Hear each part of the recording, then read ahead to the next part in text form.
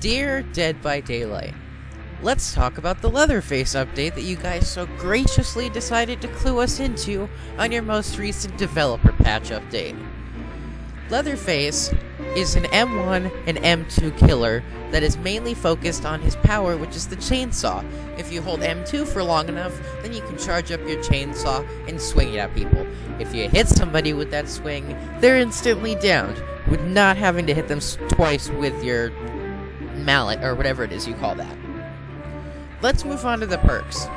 Knockout is a perk that if you smack someone down into the dying state with your basic attack, then they are not revealed to the other people in the team within a 32-meter radius. So if people are 32 meters away, then it doesn't work. They can't see you. Barbecue and chili. You hook someone, you gain a token. Each token, you get 25% stackable blood points, and you see survivors that are 40 meters away from the hook for 4 seconds. Franklin's Demise.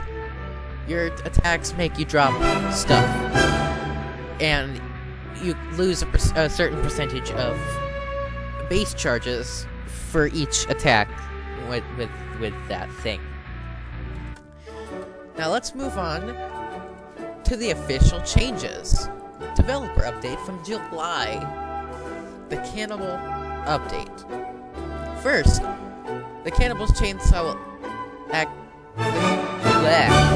First, the Cannibal's chainsaw now activates like the Hillbilly. Rather than needing to fully charge and cancel your chainsaw accidentally, you don't want to hold it for so long. I mean, yeah, we all know how Billy works. You can rev your chainsaw, but letting go and it'll go back down. But then you can hold it again and it'll go back up.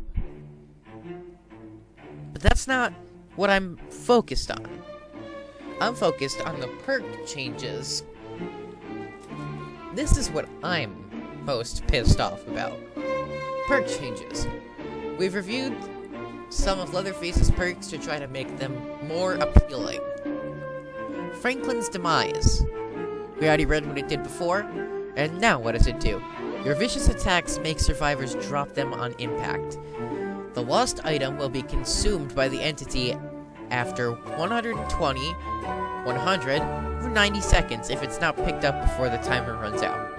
I'm not sure if this means that it loses all of its charges, or if it just disappears out of the reign of existence.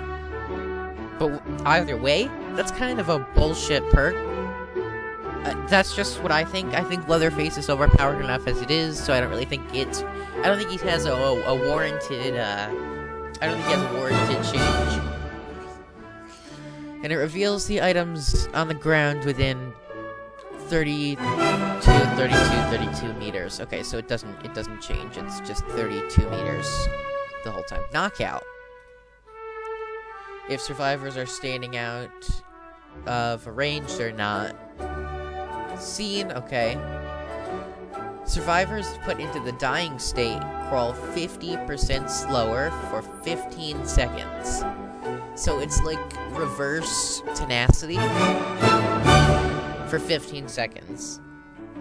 But I guess if you are running tenacity against a Leatherface, then you crawl normal speed, because 100 minus 50 is 50, and 50 plus 50 is 100, so I guess you'd crawl the same amount for that 15 seconds, so I guess you'd be fine.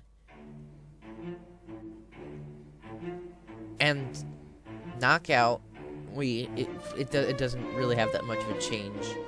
They're not revealed to other survivors. Wait, Franklin's Demise and Knockout were the only two that got a change? Okay. It's not as bad as I thought, because Barbecue doesn't need a change at all. But it's kind of an unfair change. You're gonna completely lose your item if they drop it? How is that fair? Like, you grind as many points as you can just to get it in the blood web. You put so much effort in, and you see a purple medkit. You use it next game to show it off to all your friends, and hey, guess what? Fuck you, it's gone now. I don't see that as really fair. It makes the game a little bit more killer-sided than it originally was. But that's just how I feel about it.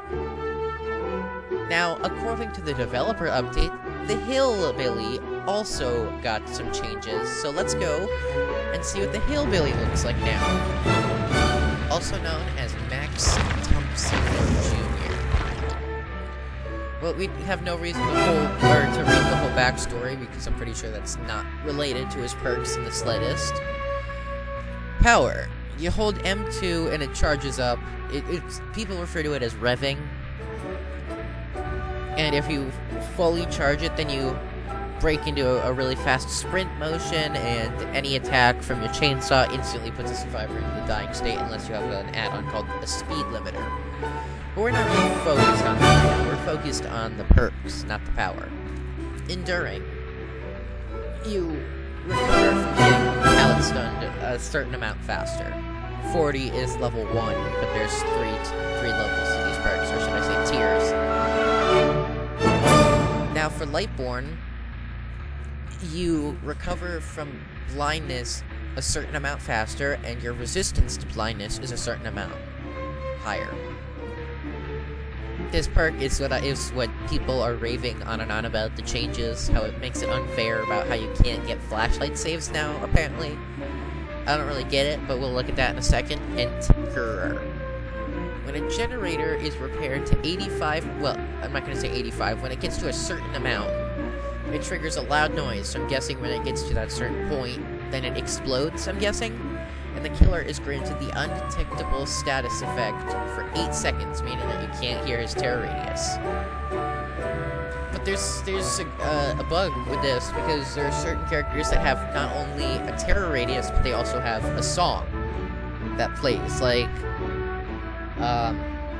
let me think of one. Deathslinger, he's got that, like, guitar, banjo kind of thing that plays over his heartbeat when he's near you. So it's got the heartbeat and the song, so I'm sure if a Deathslinger were to bring this perk, then all that would be masked was his heartbeat, and that you'd still hear his stupid song. So it wouldn't really be that helpful for killers, so maybe Tinkerer needs to be changed. But let's go into the patch notes and see what they have to say about that. Hillbilly update. Base changes, we don't really care about that. The power isn't really what we're upset about. We're more upset about perks. Unlike other beasts of the fog, you have adapted to the light. You are immune to blindness caused by flashlights and firecrackers. You are immune. So they can't do that. So they literally cannot flashlight save or firecracker save you. You do not have the ability to be blinded. They can't flashlight you at all. You are completely immune. Flashlights and firecrackers have no effect on you. I feel like this is gonna be a rank 1 killer perk, because I feel like rank 1 is where flashlights are more common. I hate to say it because I'm a survivor main, but I feel like Lightborn and Knockout would go really well together on maybe Wraith? Because Wraith has the thing where if he's coming out of uncloaking and you flashlight him, instead of getting a blind, you can burn him. I wonder if Lightborn would stop the burn effect from happening. And if so, you can smack the person, making them drop their flashlight, and have their aura revealed, so as they're running away, or as they're looping around so that they can come back and get their flashlight, you can either knock them down again, or chase them away and their flashlight will disappear. That's not really what I'm focused on. I'm kind of interested in Tinkerer. Everybody's raving about Lightborn, but I don't really care. I don't really use flashlights to begin with. I focus on medkits and toolboxes. Alright, Tinkerer. When a generator is to a certain amount, it triggers a loud noise. Okay, so it explodes, and you are granted the undetectable status effect for much longer. The first one was 8 seconds. Now this is 12 to 14 to 16, depending on the tier of the perk. What is this? Severe improvements. Currently, hits are handled on the killer's end. If they appear to be within the range of survivor, they will not be able to hit them, and in most cases, this works well. The killer is able to reliably hit survivors, and the survivors see roughly the same thing on their end, with the small amount of latency. If the killer has a weak connection to the server, however, it can cause some strange hits that look to be out of range, most notably at pallets and windows. Okay. During the upcoming PTB, we'll be testing server-side hit validation. Fucking thanks, devs. Appreciated. Jesus Christ, thank you. Jeez. Goddamn. We needed you to fix hitboxes. Why are you only looking at it now? Holy hell. Thanks for nothing. Redeem code. What is this? Promo code system. Last but not least, a new promo code system will appear in the in-game store. This system is exactly how it sounds. It allows you to redeem a promo code for in-game goodies on the platform. These rewards can be anything from clothing to blood points or even that yada yada. Keep your eyes peeled. Once the systems go out, you'll have a chance to get some codes soon. This brings us to the end of the 2020 developer update. All these changes and new features mentioned above will be tested in the PTB opening Tuesday the 7th, which is tomorrow. We look forward to hearing what you think, and we look forward to hearing what you think when you've had a chance to try them out. Dead by Daylight team. The post was edited 3 days ago. I'll leave this to whatever you guys think, but I think the Hillbilly update is fair. Maybe the power doesn't really need a change, but it wasn't the power that got the main update. It was the thing that got the main update was the perks. I think the perks are more fair now.